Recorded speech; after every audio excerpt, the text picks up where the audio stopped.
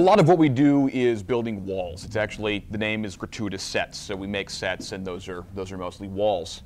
When you go to see a movie, or if you see any kind of like a catalog for selling furniture or whatever, odds are the room you're looking at isn't real.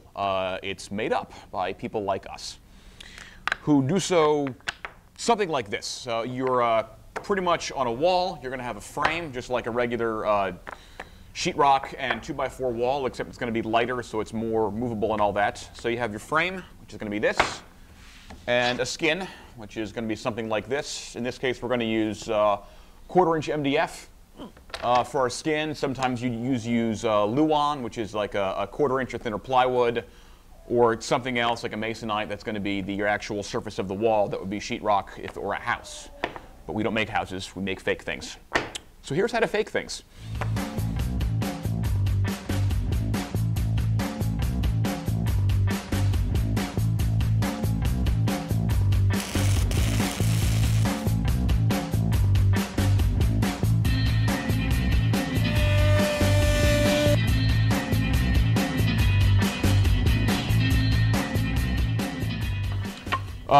Your wall is going to be made up of verticals, rails, and some toggles in the middle there. If I got my numbers right, that's all going to match up pretty nicely. And you may ask why we don't just use rails going the full height of a wall and then having a bunch of toggles that are all the same length. It's one less cut to measure out.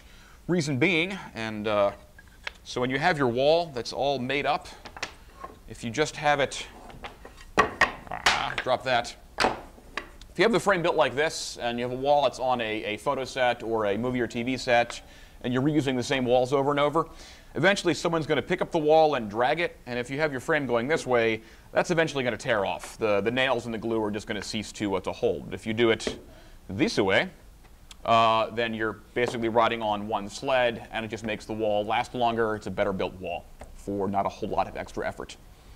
So I'm going to tack this together right quick and then show you how to skin it. None of this is terribly complicated, but it's a lot of what we do.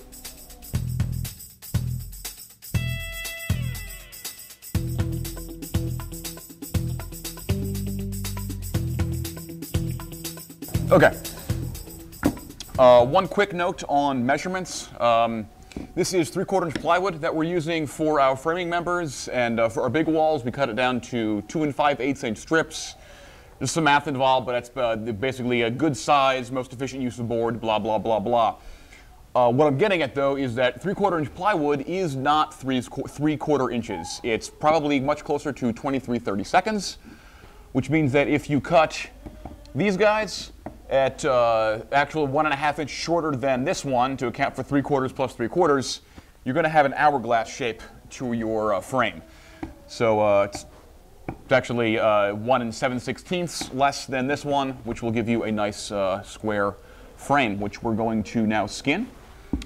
Maybe get a different camera angle, I don't know, but we'll now we're going to skin it. Another note, when you're skinning something, you don't want your frame and your skin to initially start out as the same size, because you're never ever going to quite make it perfect. For our demo here, our skin is 1/4 inch bigger on each axis, which lets us use one corner. We're assuming that a factory piece of sheet goods is actually square, so we're going to use that to square up the edge. We're going to fasten this seam, then this seam, draw some lines, tack the rest of this to the frame, and then take a router with a trim bit and cut that off.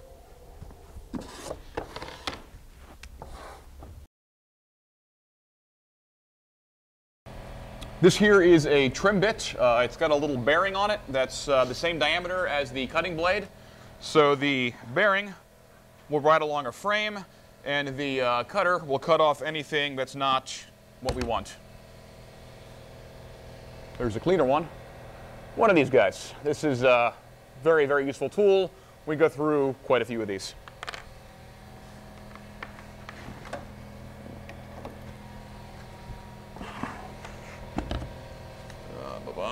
Set depth.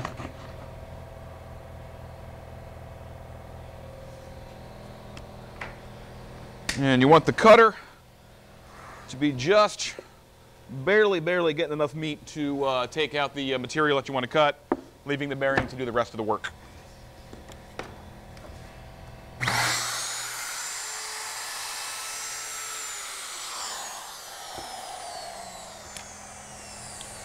But first, I'm going to get all these guys sub-flush so that the plate's not bouncing over those staples.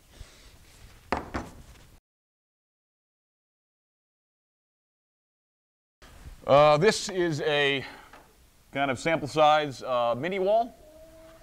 That's what the back looks like. And we're about to make a bunch more of these, much larger, and then actually finish them, because this needs to be sanded and spackled and all that wonderfulness. But it's basically a wall. And here we are in our wall storage rack area, where we have a bunch of much larger versions of what I just showed you. Some standard sizes, 4x10, 6x10, 8x10, and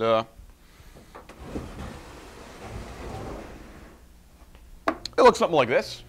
Now the material that we use for skinning these, the Luan, which is actually thinner than 1/4-inch plywood, is it comes in 4x10. You can get that pretty regularly in from most lumber yards, but you can't really get wider than that. So to make a wider wall, we have a plate that goes along the same plane as the skin, and that gives you a nice wide area to nail your seamed left and right pieces into, and you can make bigger walls doing it that way.